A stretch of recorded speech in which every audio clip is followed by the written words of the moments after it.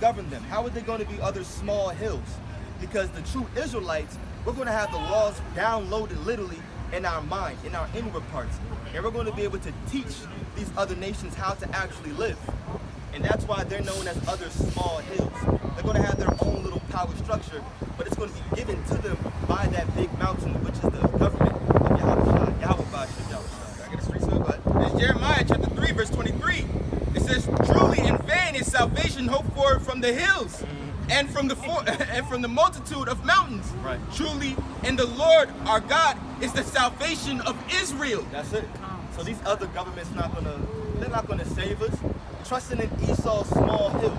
That's all he has, a little ass beast system. That's how I look at it now. This little ass hill. That's what that's what the hill is, you know? But the scriptures talk about how a small grain of a mustard seed, we can move that hill, we can move that mountain. And that's what we're doing right now. You see, everything has to happen first on the spiritual aspect. So right now, we're out here prophesying the downfall of that small ass hill. And we'll let Esau know, listen, your rulership is coming to an end. You see the true Israelites rising up right now, and guess what? When the Lord comes back, he's going to destroy your power structure. And then, like we mentioned earlier, that's when righteousness is going to dwell on earth. Right? So our people are looking to this hill for salvation, but that hill is going to be destroyed. All right, you can jump back. Micah? Was that Micah? Was that was verse 1, right? Yeah, that was 3, verse 2. Yeah, Micah 4, verse 2. Yep. And many nations shall come and say, come and let us go up to the mountain of the Lord, and to the house of the God of Jacob. And he will teach us of his ways. Yep. We will walk in his paths. For the law shall go forth of Zion, Yep. and the word of the Lord from Jerusalem. Boom. And then the new covenant jumps into that too. Let's go back to Hebrews, the 8th chapter. Let's finish that out real quick. This Hebrews chapter 8, and I'll start at 7. I will make a new covenant with the house of Israel and with the house of Judah, not according to the covenant I made with their fathers in the day when I took them out of the hand that led them out of the land of Egypt, because they continued not in the covenant, not in my covenant, and regarded them not, saith the Lord. Yep. For this is the covenant I will make with the house of Israel after those days, saith the Lord. Yep. I will put my laws in their mind and will write them in their hearts. And I will be to them a God, and they shall be to me a people. And they shall not teach every man his neighbor, There it is. and every man his brother, saying, know the Lord, for we shall know, for all shall know me, from the least to the greatest. Right, and that's how it lines up. Because Micah said how we're going to teach the other nations, right? But in Hebrews, it says we're not going to have to teach our own people. Exactly. Right? Because why? A new infant out the womb, as soon as he's born, he's going to automatically have these laws, 613, 14, whatever it is, automatically downloaded. That infant is going to know not to eat pork as soon as he comes out the womb. Exactly. He's not going to sin, right? Which means there's going to be no death coming to our people. That's right. Oh, you know what's crazy too? I read an article. Oh, get Isaiah 66. I got you. No, it's Isaiah 65 and I think around 13. It's somewhere around there, right? Oh, new heavens and new earth, that's what it is, right? But the article was talking about how basically you have, despite what's going on with COVID-19 and how there's barely enough masks to go around, prior to that, you have certain new founders of the world, basically, that believe that eternal salvation is going to come through technology. So they truly think, because you got to understand, this technology is also part of Esau's blessing. That's also how he's ruling by the sword as well.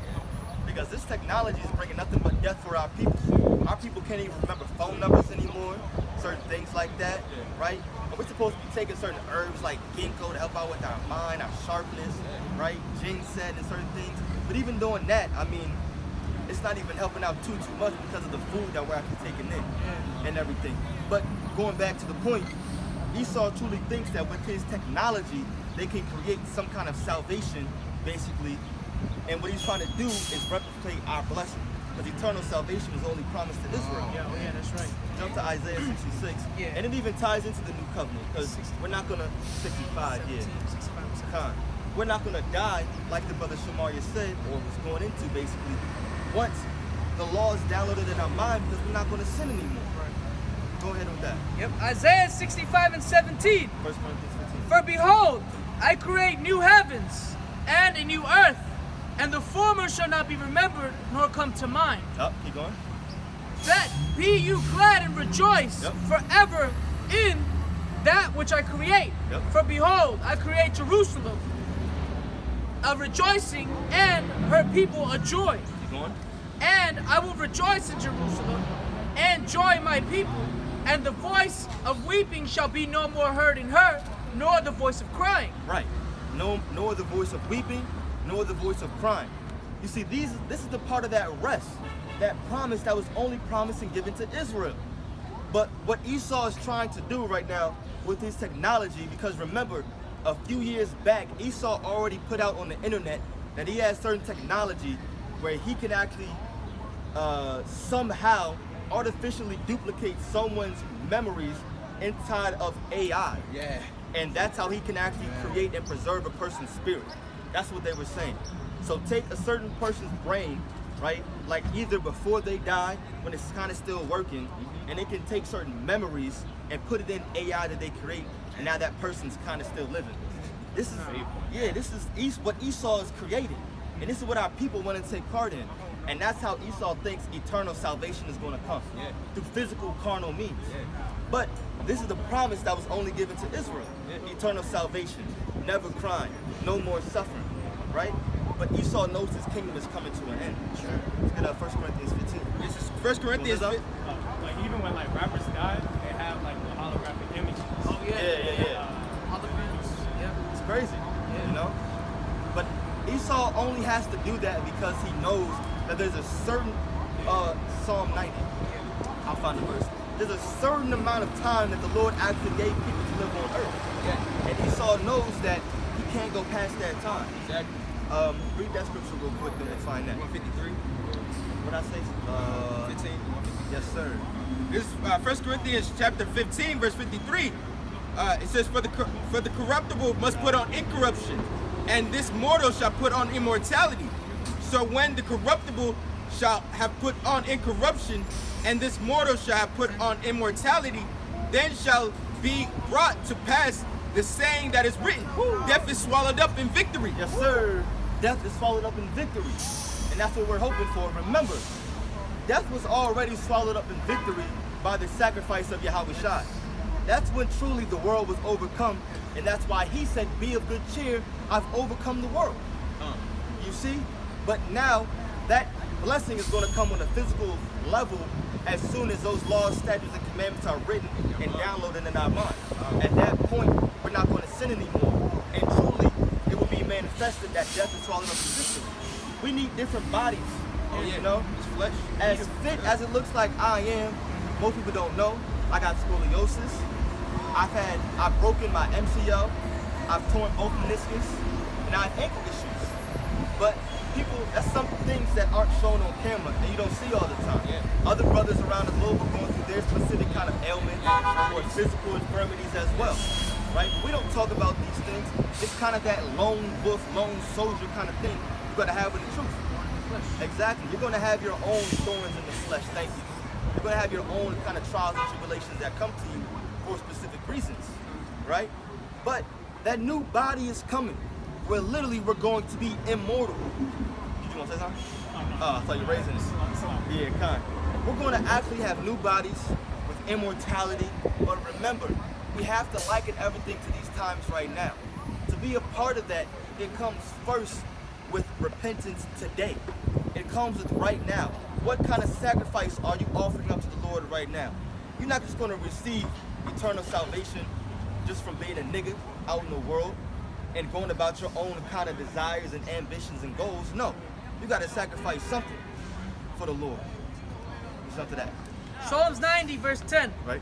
The days of our years are three score years and 10. Y'all And know how it- much that is, right? 3 years and 10. There's a precept in the priest, swap too. Oh, yeah, you're right. That's a good one. That's a good one. So the score is 20. So 3 scores is 60, and it says in 10. When it says and 10, it's just plus 10. So 3 years and 10. So 70. Read it again. Con. Psalms 90, verse 10. The days of our years are 60 years and 10. Yep. And if by reason of strength they be 60 years, They be 80, so maybe 80. Yeah. Right? Go ahead. yet Right. is their strength labor and sorrow. God damn. Labor and sorrow. Yep. But you know, you have certain people that live, like my grandmother, she died, I think, a few years back when she was 89. So you got certain people that live to be 80, 90, even 100, right? But yeah, the whole time they're truly not living. It was nothing but sorrow. And when you get that old, you kind of want to go.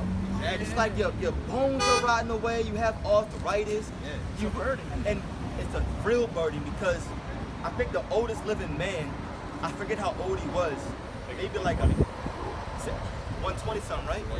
That's what I remember, like 125. But I remember he was always talking about how he had a strict vegan diet, and he really only throughout the day ate nothing but nuts and like pure beans and maybe green leafy things like that. But that ain't no way to live. So just talk about how, you know, the king's meat, you know, eating lamb. God damn, I want some right now. Yeah, me too. You know what I mean? Yeah, I'm hungry. They see how wicked Esau is, right? You know, it says in the scriptures that it's 60 and how much? 10. 10. But what is the age of retirement in America? 70. Exactly. So right after you work your whole life for this man, he knows you're about to die. Now you can rest. Now you can live your life. And say if you don't have anything in your 401k, you know, you're basically fucked up. Well, that you just, know? that just proves that Esau believes in the scriptures. No matter what these, you know, lower level Edomites, everybody say, the elites, the Rockefellers, DuPonts, Rothschilds, they know the scriptures are real because that's the whole purpose of retirement. They made you retire around 70, 65 of age because they know that's the median age lifespan, basically. They that you used live you on up. Earth. They used you up for all you had. You know? Exactly. So all that retirement is nothing but bullshit. Exactly. Right? But our people were under the curses. So it ain't like we can actually start our own business and we can retire on our own when we're like 40, 50 years old and we have enough for our children to pass on. It ain't working like that. So we need Yahweh Shai to come back and we need to enter into that rest, that salvation. That's right. And now they still want Esau to take part in our blessing. That's crazy. That's sick. Everything he's doing unto us, all that's oppression. Yeah. We're being oppressed and Jake don't even think about how they being oppressed. Taxes coming out. You ask Jake what is income tax, he can't tell you. But I gotta pay it, that's all I know. Right? In which there's loopholes through that too because tax ain't even written within the laws anyway. And it's gotten to the point where Jake is only asking Esau to acknowledge their life just matters. They're not even asking for equality. They're just saying acknowledge that we matter. Oh yeah. And Esau won't even do that. You know? Yep. Because they were, you get Genesis 49. Jake once was that young lion. They were that young lion, and a young lion basically doesn't always know exactly how to pounce on its enemy. The lion does know who his enemy is though, but he's a little wild. He gets out there and he just jumps. He want to get out there, he want to hunt. And that's what Jake was in the 50s and the 60s. They was out there, they didn't know exactly how to get what they wanted, but they knew who the enemy was. But now they crouched over right now and they're that old lion, 49 and 8. Yep, 49 and 8. Oh yeah, no. Yeah, it's not. This is Genesis chapter 49, verse 9. Judah is a lion's whelp. From the prey, my son, thou art gone up. He stooped down. He couched as a lion. And as an old lion, who shall rouse him up? Exactly. So Jake was that lion. At one point in the 50s and the 60s, Jake was really like, he was jumping out there. Yeah. He may have not known exactly how to get about what he wanted. Yeah. Like, of course, all those protests, what did they really do? Exactly. You know what I mean? You know? They wanted to be, at that point, Jake knew that they were above Esau. Yeah, and that's what they were fighting for. You know, and they had morals. You know, they didn't go out and protest and, you know, say black trans lives matter. You know, they didn't say all that. And our women wore their natural hair. You know? I'm about to say the same thing. You know? Yeah, you want to say something? Oh, no, I didn't say what I wanted to say. Exactly. But now Jake is that young lion. They crouched, or old lion. They crouched over. And now that these same kind of problems are rising more and more, we're seeing because of the internet and IG and so on and so forth. Then because of that, now Jake is getting back in that spirit. Jake is being roused up right now. Jake is being roused up back again, but they still don't know exactly how to do it. Exactly. Because if Jake was really roused up in a righteous manner, they know the proper way to protest is coming out here and lifting up this banner. That's right. They know the same, exactly. Right, they got that zeal, not according to knowledge. They don't know how to do it. Exactly. Right? Let's get Revelation 12 and 12. Because Esau is coming. And Jake kind of knows that too. Jake knows Esau is coming. Yeah, 12 and 12. Yep. Go ahead. Revelation chapter 12, verse 12. Therefore rejoice, ye heavens, and ye that dwell in them. Woe unto the inhabitants of the earth and of the sea, for the devil is come down on you, having great wrath, Right. because he knoweth that he hath but a short time. And you got to think about it too. I mean, all the things that we're sharing in group chats and our group chat on WhatsApp, all these things about what's going on and about the military and how they're building things up and about how Esau is practicing in the gun range and things like that. If we see it, you know regular Jake see it too. They're on IG more than us. And when we're on it, we're kind of on it just, a little bit indulged, but we're looking for things like that. You know what I mean? We want to know exactly what Esau is doing and how he's going to move. Right, so Jake understands that Esau is coming down right now and that so-called blacks and so-called whites, there's like a rivalry coming right now. And Jake is kind of in that spirit of being roused up right now. It's just a proper way of doing it. We already read Isaiah the 13th chapter. You have to lift up that banner. This is the proper way to actually testify. This is the proper way to protest, right? And we do it in righteousness. Good scripture. Yep. 1 Corinthians 2 and 15. But he that is spiritual judgeth all things, yet he himself is judged of no man. You can speak on it, bro. Yeah, and I brought that out because what? Ultimately, when we see these things, we know, for example, we see Esau training and shooting. That stuff is not in vain, man. It's for a reason that they're teaching their kids to do that. It's for a reason that these, what we call, people call them rednecks, these country white boys. There's a reason they know how to shoot. There's a reason why they're stocking up on ammo. It's not for nothing. They know something we don't. Especially with the so-called white man, they have people that are in high positions. Jake as well. That's why the smart Jakes are getting prepared as well, doing the same thing that Esau is doing, because they're insiders. They know people that know something. Right, grab Psalm 49 and 11, because you mentioned something that it's a good point you said. It's not just the fact that these Edomites are going to the gun range themselves. They're actually training their young kids. I saw a video. It was an old Edomite. He was definitely in his 40s, like 40s, 50s, around that range. And it was his little son. His son could not have been 10 years old. That's how young he was.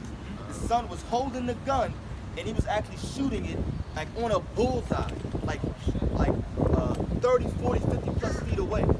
I mean, I was surprised at him being that young, being able to do that. But Esau is fighting for his kingdom that he believes in his heart is not going to end. He does not want America to go down, especially by the hands of so-called black people. Oh man, don't let Jake get him in this mix and break down America. Go ahead, read Psalm, bro. Psalms 49 and 11. Their inward thought is that their houses shall continue forever, and their dwelling places to all generations. Yep. They call their lands after their own names. Esau is fighting for a reason. It's no coincidence that they're doing all these things. Most of the people that are actually going to the gun range, most of the people that are actually saving up food, beans and corn and all these other goods, and then most of the people living in these bunkers out in these different mountains and stuff, it's Esau. It's not really Jake out there, at least from what I've seen. I don't know, y'all probably tell me if y'all seen different. I've seen Esau out there doing these different things like that. Exactly. He has the funds, he has the capabilities, and then even more so on a higher level, he has that knowledge too on the left-hand side. You can get his blessing real quick too.